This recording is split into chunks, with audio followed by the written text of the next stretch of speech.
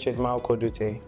I'm the founder for Deportfolio Hub and the creative design and digital media specialist for KIC. I began my design journey way back in the year 2021, 2022, thereabouts. My deep passion primarily came from creating immersive experiences by trying to tell stories with design. Over the years, I've honed my skills, and for the past decade, I have been able to call myself an experiential designer, which in turn gives me the strength and the creative way using tools like AI. It's more like the technology that helps me to craft comparing narratives for brands. Being the lead and then the head for the portfolio, I've come across a lot of experiences, from digital marketing to project management to brand development and to communication strategy in general. With me leading with innovation and design projects that resonates with diverse audiences.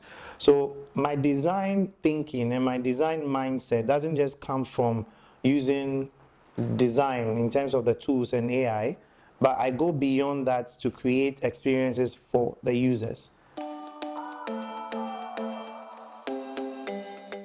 I would say I was born with it. Where most people would want to say they were taught, I'll be the Messi in the design field. Everything comes to me naturally, so I turn my hobby into my profession. So I've been fixated around design even as when I was in class 3. I started roaming around the animation world, trying to see why people get so much excited in terms of when they see designs, and then it invokes their emotions, and then it tries to engage them to do things that they wouldn't primarily want to do, but these designs are able to stir up emotion like sadness, joy. Some intents will even go the way of psychologically engaging them into an activity.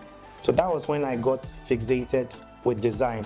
And I wanted to find out how design merges with how people interact, their experiences, and then the impact it gives to them, and then helps them to inspire other people to work around the things they do on their daily basis. So for me, this has been a lifelong journey for me in terms of trying to use design to inspire my audience, which in turn leads to my career. And this one is something that resonates to me on a daily basis. So the digital transformation is here to stay. There's no doubt about it.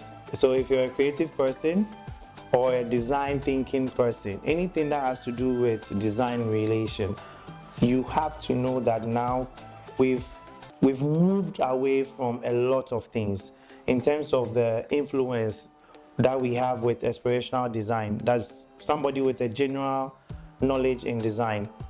We were first in the AR, that's the augmented reality, and we've now delved into the virtual reality, which is the VR. That's where you have the meta guys trying to put together the metaverse that everybody is so fixated around, and it's shaping how brands interact generally. So it's not only about how people use their brands, we are having the digital age transformation impacting on how people want to increase emphasis on sustainability and inclusive design. So design has delved into the digital age, and I think it's here to stay, or even get more rough for those who are not ready. With the integration of AI, which is here to stay, that we've all agreed on that, machine learning comes in play. That is going side by side AI.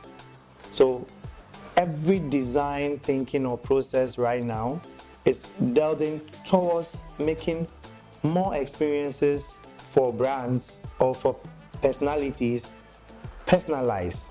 So the demand in the next 5 to 10 years is going to be around how immersive experiences will continue to grow, with hybrid events becoming more mainstream and sustainability and ethical design taking center stage. So in a short bit, what this means is that for the next 5 to 10 years, We will have no choice if you're a design thinking person. If you don't have AI and machine learning at the end of the day, you would have to earn that to be order to move around what the industry has in play in the next 5 to 10 years.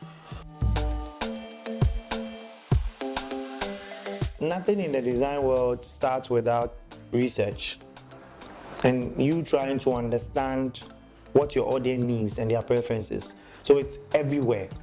So with AI and machine learning, they are all trained on this.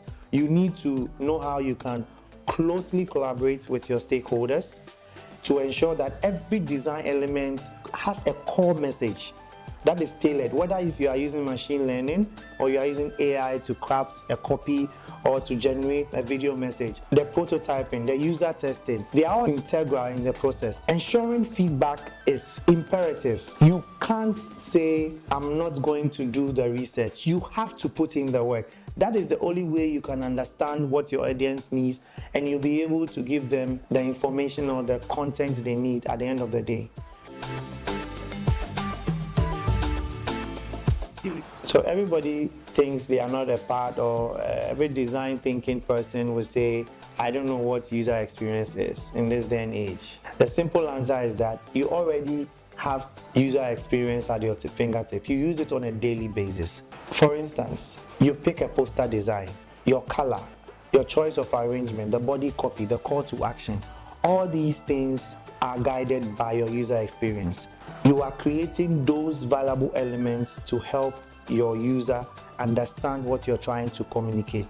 So there's no project that doesn't have user experience at its heart. The clear thing that everybody has to understand is that when you prioritize intuitive navigation, accessibility, and engagement, ensuring that every design has a user-centric process, you go a long way to employ, I would say, design thinking methodology, which for me is based on your user feedback. So for instance, on my daily basis, I have user feedback. I put in a design. User feedback, I go to 1 or 2 colleagues. What do you see on the design? Is it easy for you to navigate? Is the color okay? Is the font choice okay? Can you read it? All these things come in play and it's at the heart of design. You can't take away user experience without talking about experiential design. It all encompasses in that. I'll say there are 5.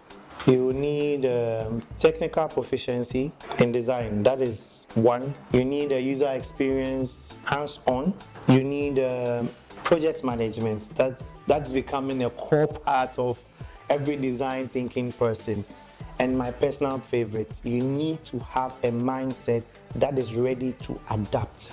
So with these elements, you'll be able to put together a very solid career that most people will say unstoppable. But I believe these are like 4 superpowers that every design thinking person needs. And you need to take it very seriously, because the technical proficiency in design tools doesn't mean you need to learn everything. Everybody will say experiential design is what? It's about beauty. No, it's not. It's the holistic experiences that engage a user on multiple levels. So if you're a design thinking person who understands what experiential design is, or you're already living it, then it's not about aesthetics. If you can do X, Y in terms of video editing, photography, graphic designing, and you are one person, I tell you today on authority that you are an experiential designer. And it's not only about aesthetics.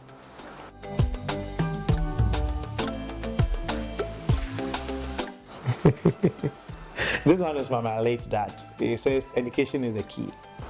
Hold it strongly and it will open every door for you. So that is the basis to which I have built my career on. I have been a curious person.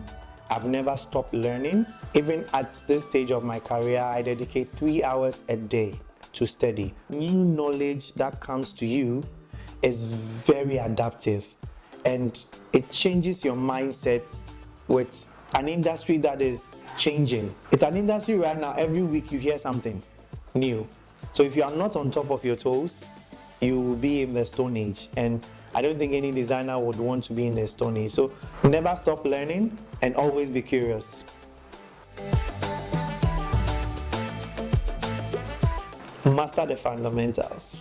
Stay up to date with emerging technologies and always prioritize user-centered experiences. Networking is the least of all, and seeking mentorship can also provide you with an invaluable insight to the industry and somebody to talk to when you are in that stage of creative block or when you are burnt out. And you have to get networking. Every design thinking person needs to network, whether you like it or not. You have to find a way to network.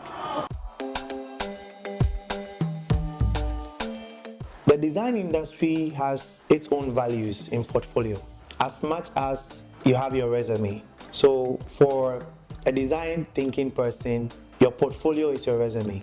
It showcases your creativity, your problem solving skills, your versatility through a well-created arrangement of the fields in your portfolio to show how essential and how strong you are in a particular area. If your portfolio is created in such a way that you tell your story on the video side, on the website side, on the design thinking side, on the sustainability side, on the marketing, brands, your brand development, videography, your animation, and it's all centered in your portfolio. Your portfolio is your resume. So if you're updating your resume and you're not doing that for your portfolio, please go back and check. I emphasize always continuous learning is through workshop, courses, collaborative projects. So if I am free, what I do is that I either recommend a course, either on LinkedIn, Udemy, Coursera, or even pick one of the posts from Jobberman to some of my teammates. Have you read this? Have you seen how this is? And we learn from there. So as much as you are giving them your thoughts as to the areas where they can learn, we are looking at new ways and new areas and then key components of approach in terms of how to learn. And that is how we do it at Deportfolio. Maybe start early. It's something for me that most creative or design thinking persons take too long in their career to find who they are. The imposter syndrome.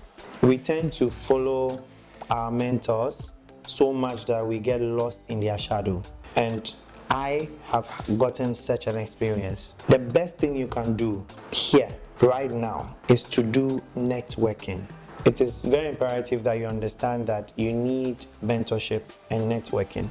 You need somebody to guide you through the process. So if you're at an early age in your design thinking area, it might not be of value to you now, but with time and with experience, you start to have a larger network where you can source from ideas and pick senior most mentors who would guide you in the process of becoming the best you are and avoiding the imposter syndrome in the design thinking area. Yeah, so I'm excited right now. I have an upcoming program and a project that it's almost done. And it's a brand that I've been working on for over a decade. I've seen them grow, and it's amazing to see that they are now moved into the sustainability division fully. And then I've gotten the chance to work on this product with them. I'm waiting for the time that it will be launched, and then I can tell the story as to how their sustainability project started, their journey, their roadmap, and what the brand envisions to do in the next 2 years.